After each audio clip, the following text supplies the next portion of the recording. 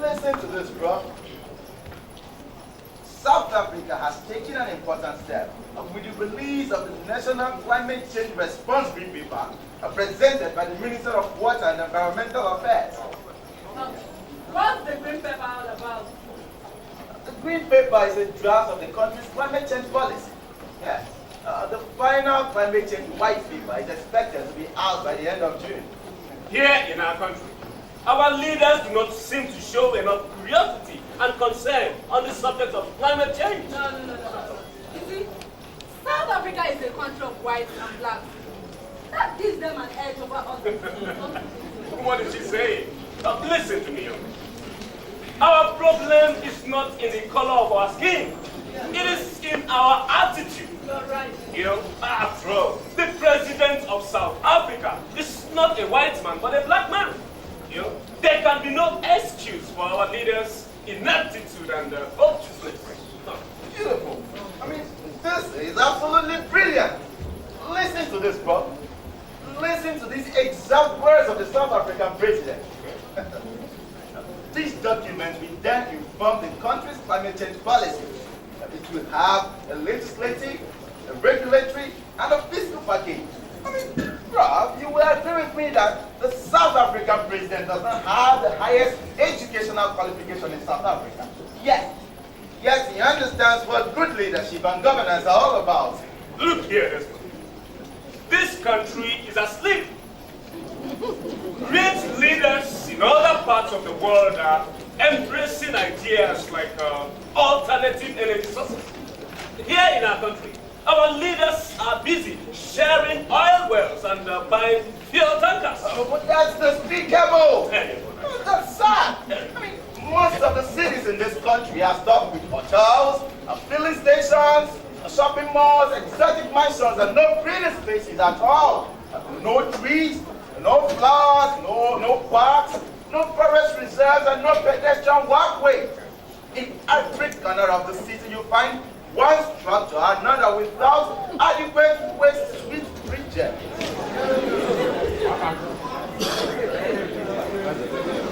This month? Yes. One structure or another without adequate waste disposal system. I mean, unfriendly, utilizing and suffocating one another. And yet more people are busy buying cement and modern blocks in these already congested cities. You know, you're right, Mr. Desmond. I mean, congested buildings here and there. Bro, you know, the worst tragedy will occur when a serious natural disaster hits a major coastal city like Lagos, where most of its coastal layers were reclaimed from water. And come to think of it, it is sad to think of the fact that our leaders are not prepared at all for this looming disaster. Bro, I'm so sorry. The chairman said he can't see you today. How can you see me today? How? But you said he was reading the proposal. Wait, he was on it. He was on it. He even said he was going to discuss with you once more. I'm surprised he changed his mind. You see? He has no time. He has no time to discuss it. No time to discuss ideas. He has no time to discuss the protection of things. No time to discuss how to safeguard our homes and farmlands. He has no time. No time. I'm just worried about how our local farmers will feel when they discover that the man they elected with their own vote is insensitive to the ticking of the time bomb. Madam, Mr. Archie here understands the trend in other parts of the world. Tell her. Great leaders in all over the world are struggling to cope with the threat of climate change. Tell her. Well, that is she gets to know. Oh, come on, Mr. Desmond. I'm all ears. Madam Secretary, as I am talking to you now, the Japanese are building wave-resistant houses. Yes, wave-resistant houses. The Chinese are constructing buildings that can float on water in case of flooding. Hold on, let me shock you. Germany and other nations of Europe are producing green vehicles that are powered by all kinds of biological waste and oxygen. It doesn't stop there. It doesn't stop there. India has introduced cyclone detection tracking devices, flood forecasting system, and tsunami early warning devices. Yes. Here in our country, we have done nothing. Absolutely nothing. Our leaders are still where Karl Marx's definition led them. We are still in our sorry state of primitive acquisition. And our leaders, who are supposed to show concern, are blatantly nonchalant. Crisis is not their business. Human condition is nowhere near the horizon. I'm just wondering what will become the fate of our local farmers if we allow flood to wash away their farmland. That doesn't stop there, bro. If this flood occurs, it will increase the vulnerability of local farmers. I mean, the government must put together a planned process and take deliberate steps to create actions, structures and institutions that will stimulate the adaptive capacity of rural dwellers to the threat of climate change. Yes. This is serious. Bro, I promise that I will persuade my boss to do something when he comes. Please, endeavor to do so. It's okay. To hope for a good future means that we have to do something now. You're right. Time waits for no man. You're right. You're right. Thank you. Entropy and such other things you can regard as eschatological. You may also have noticed that our climate has... What is that noise all about?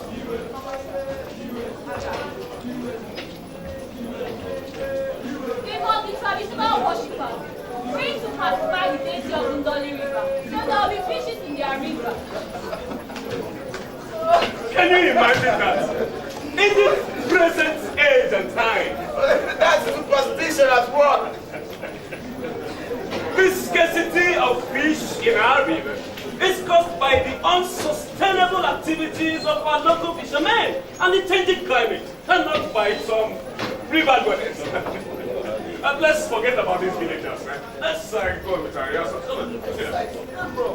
Yes, must be a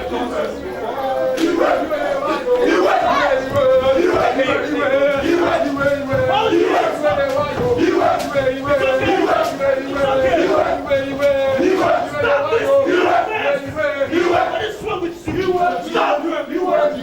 What's the meaning of this? Why are you disrupting my rehearsal?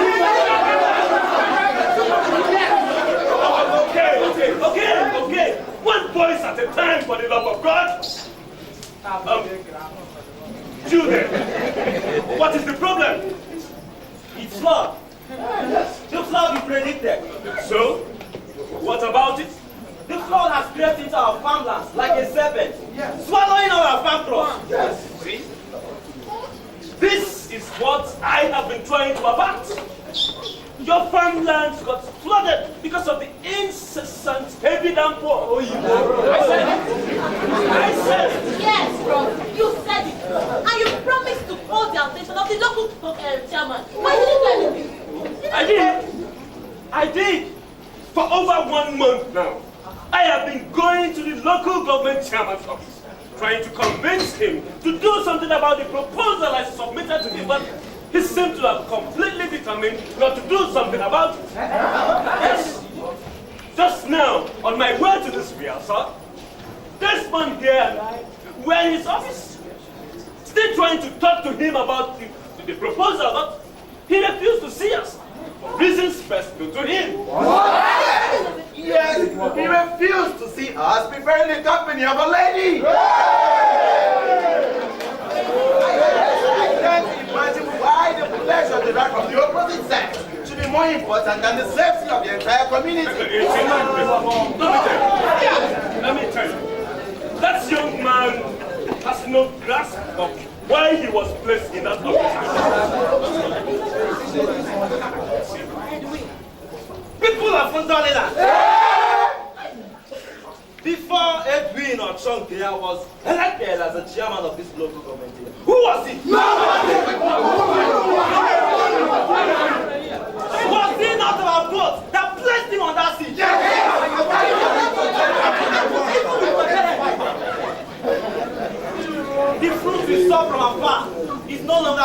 from a very close range. Yeah. No wonder why he bears such a selfish name. Chunky, yeah. Is it not painful that it is the same jobless they do it? Anyway, who was almost on his knees begging for our vote just last year that has now refused to look into our plight? Is this the best way to reward us for all the massive support we gave him? No! Can we allow the foam from our own soul to blind us while we are still in the river? No, Prof, no! You have tried the best. Let us do the rest. Simple and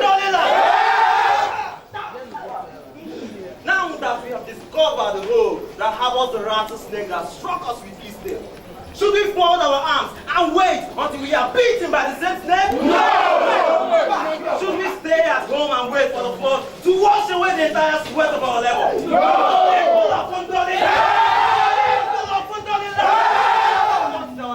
We must be set these guys ablaze! And drown him in the floor! And what are we waiting for?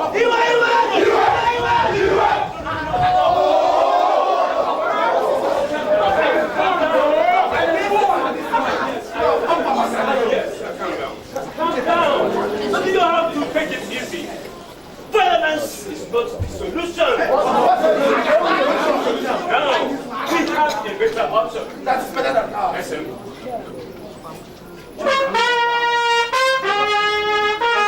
Yes, my dear.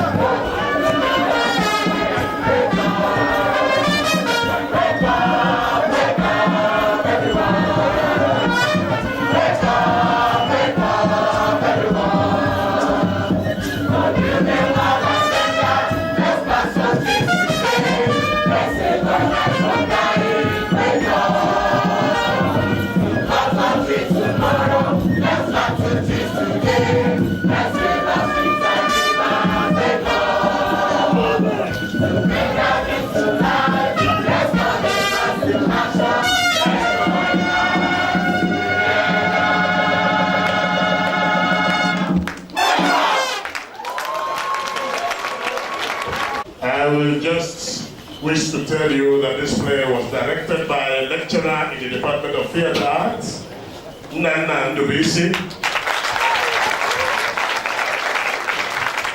And the head of the department here, please Nana, come, let the minister see you. Head of the department, come first, please. Dr. You guys here.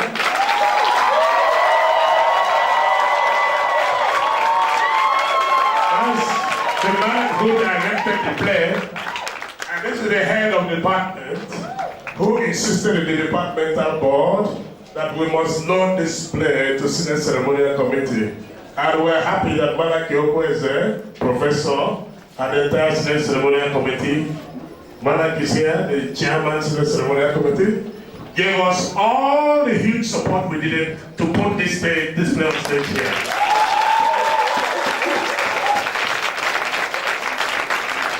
Finally, my Vice Chancellor and His Excellency, I want to humbly inform you that I am the resident playwright who wrote this play.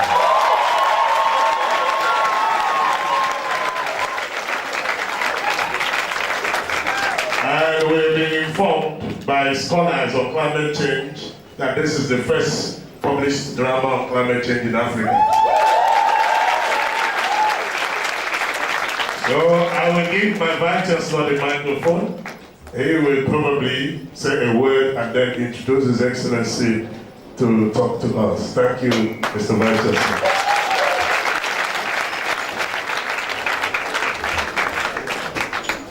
Your Excellency, the Honorable Minister of Education, distinguished guests, ladies and gentlemen, lions and lionesses, I don't know how to say about how I feel this evening. That's right. But I must tell you that I think I am most delighted.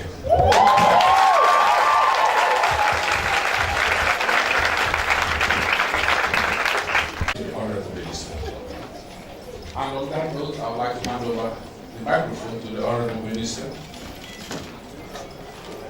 to maybe say something. Thank you.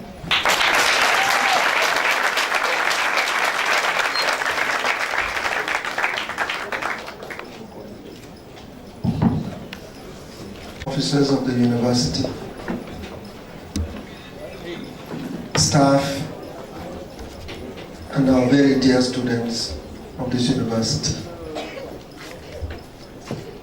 I want to join the Vice Chancellor in expressing my great delight. You have made my evening.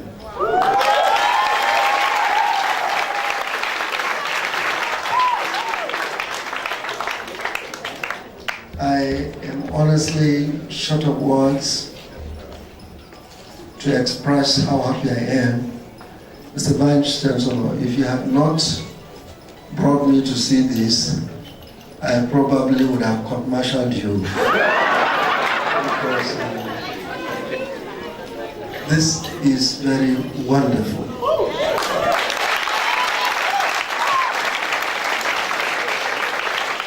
You see, you have killed so many birds with this your presentation. Not only the climate change that we have been educated about and the message across the society to be mindful of the climate change and wake up to it. You have a little bit through the presentation also reminded the political office holders of their responsibility.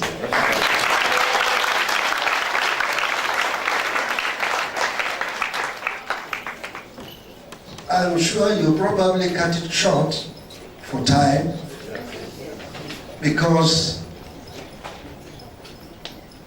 being a teacher that I am, the story does not end here. I know this because I expect the chairman to have gotten the message when he comes back to ask for the votes. In fact, that last part is the most significant message. So long as we do not get the right people in office, we'll never get it right.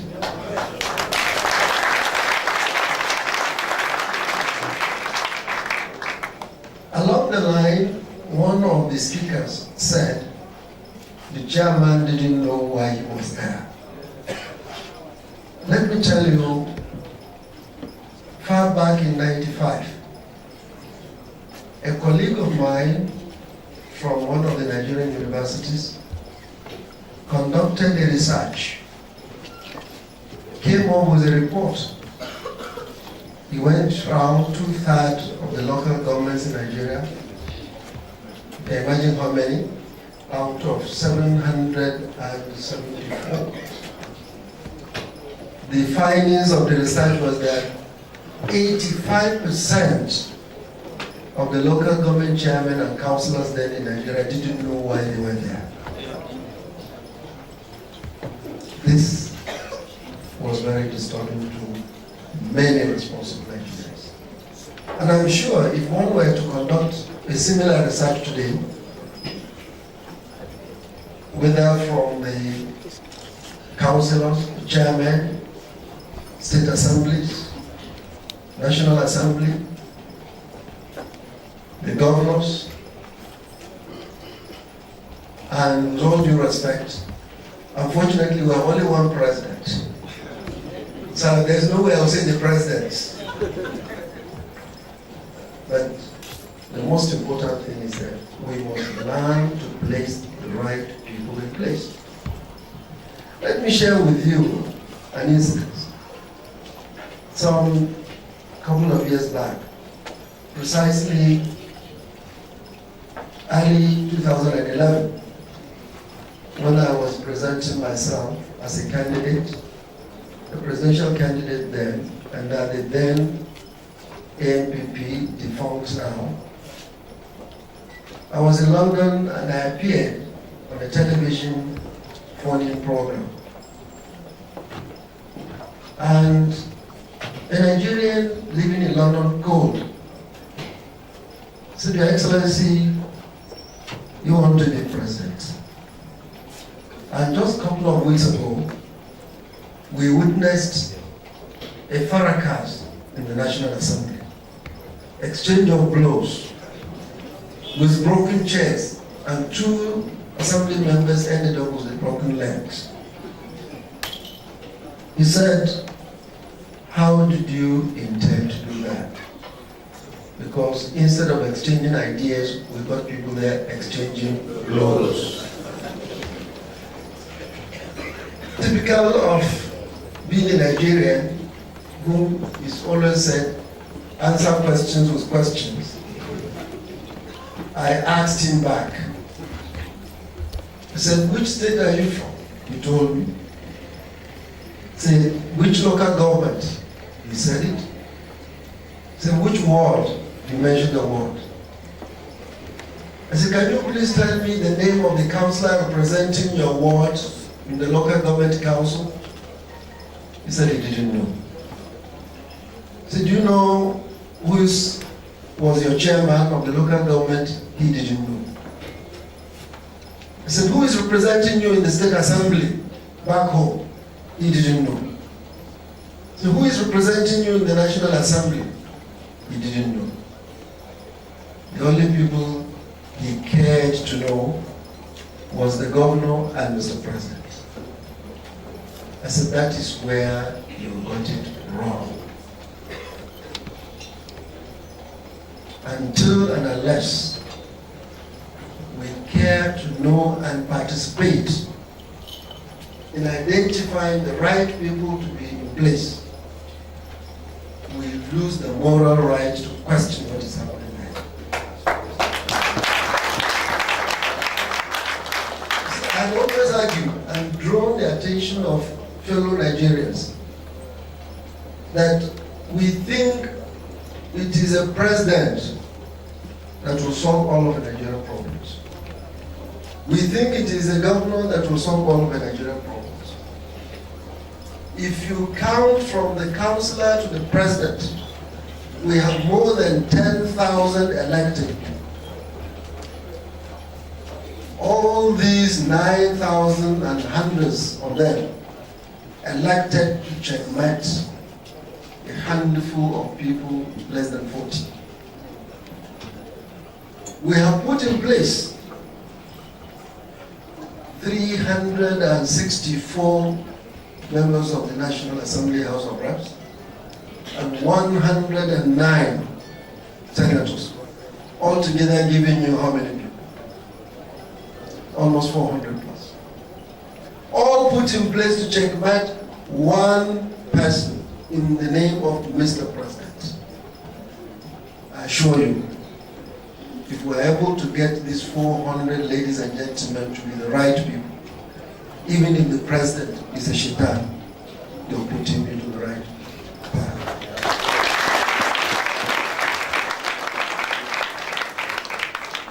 We're killing ourselves as to who the president will be, where will the president come, whether it is from the moon, from the sun, from the earth, forgetting that even if you have the best of presidents, if you get the worst of legislators, they will never let him move.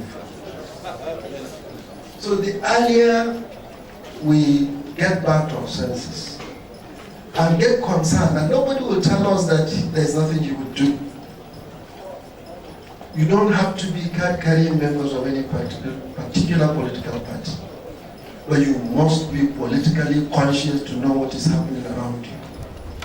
Otherwise, we'll end up with such a lousy chamber, an irresponsible government, and God forbid, a careless president.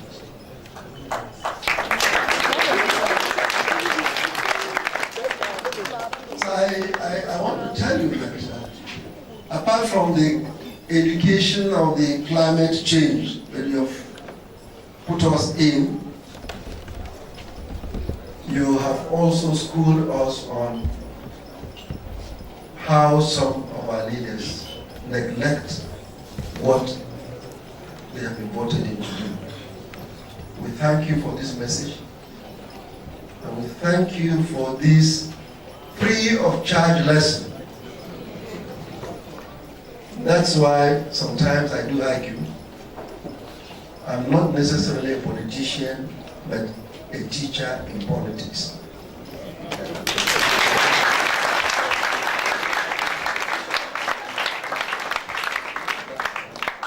Because teaching and learning must continue. And I'm sure your lecturers and experts in this business know that through this dramatization, you send a lot of message. Please keep it up.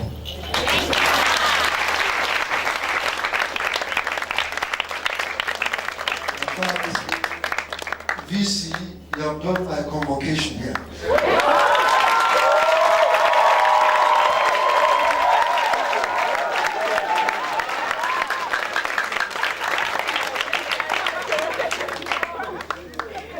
I pray when you grow and graduate and got employed, become leaders, politicians, managers, teachers,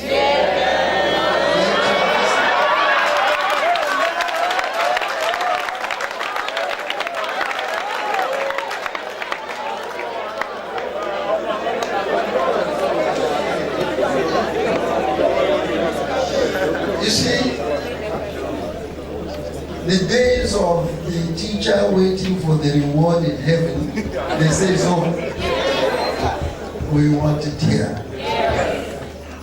And we want brilliant heads like you to come back to the classroom and impart that intelligence back into the younger ones.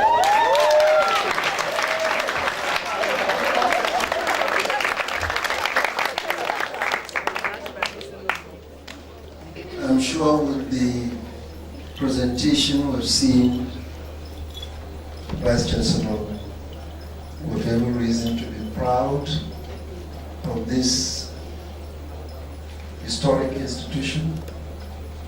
We have every reason to be proud of these young ladies and young men. The future is quite great for you.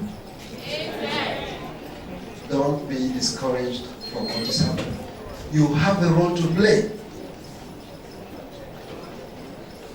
And that role should begin from here. Get concerned. Keep asking yourself every day, what do I do to change the situation in Nigeria? Don't wait until some people come miraculously to do it. Keep asking yourself at every stage. You'll find that the answers will keep coming. We have to join hands together to move the nation forward. The takeoff point is education, and we're here. This is the greatest investment your parents and the nation can give to you. I pray God to bless your education here. I pray God to bless this institution. I pray God to bless your teachers that put up all this presentation together. Amen. May we live to see it practically onto the street so that every Nigerian will be conscious of his environment and will live as happy citizens. Once again, congratulations.